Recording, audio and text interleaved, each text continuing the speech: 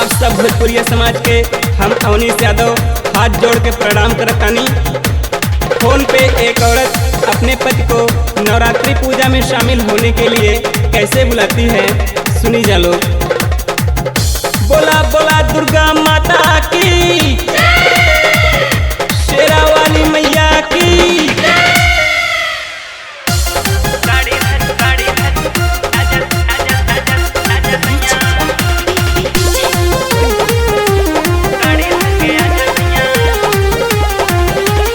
आइल नवरात्र सैया गाड़ी धर के आजा सैया, आइल नवरात्र सैया गाड़ी धर के आजा सैया। वैष्णो देवी जी के दर्शन करा देना, करा देना, करा देना।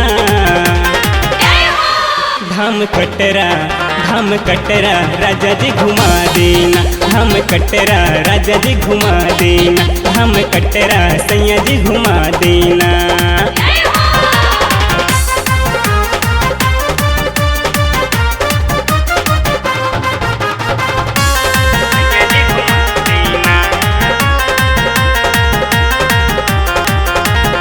बाबा भैरव के दिदिया ऐनी सपना में रतिया, करो भंडारा बेटी दिहब हम धन दौलतिया।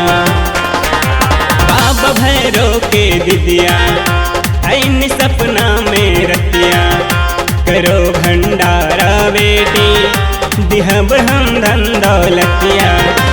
कटाला टिकट सैया आयल दिन निकट सैया, कटाला टिकट सैया आयल दिन निकट सैया। रेल नहीं तो जहाजिए से आ जाना, आ जाना, आ जाना, आ जाना। धाम कटरा राजा जी घुमा देना, धाम कटरा राजा जी घुमा देना, धाम कटरा राजा जी घुमा देना।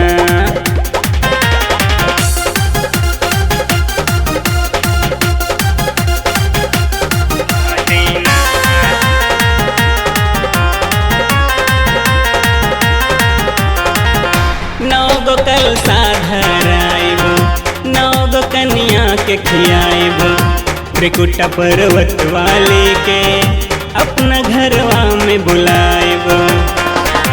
नौ कल साधराइबो, नौ कन्या के खियाइबो, त्रिकुटा पर्वत वाले के अपना घरवा में बुलाइबो।